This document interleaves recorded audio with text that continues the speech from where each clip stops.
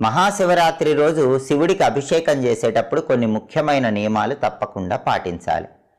ఎవరైనా సరే శివరాత్రి రోజు తడి వస్త్రాలు ధరించి అభిషేకం చేయకూడదు. ఉతికి ఆరవేసినటువంటి పొడి వస్త్రాలు ధరించి మాత్రమే అభిషేకం చేసుకోవాలి. అలాగే అభిషేక సమయంలో ఎవరూ కూడా విచార వదనంతో ఉండకూడదు, ప్రసన్న వదనంతో ఉండాలి.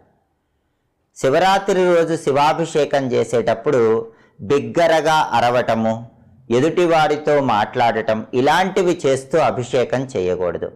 మౌనంగా ఉంటూ మనస్సులో శివనామ స్మరణ చేసుకుంటూ శివాభిషేకం చేసుకోవాలి. అలాగే శివరాత్రి రోజు శివుడికి అభిషేకం చేసేటప్పుడు పరనింద పరస్థుతి చేయకూడదు. అంటే ఇతరులను నిందించటం, ఇతరుల గొప్పతనాన్ని గురించి చెప్పటం ఇలాంటివి చేస్తూ శివాభిషేకం చేయకూడదు. మహాశివరాత్రి సందర్భంగా అభిషేకం చేసే సమయంలో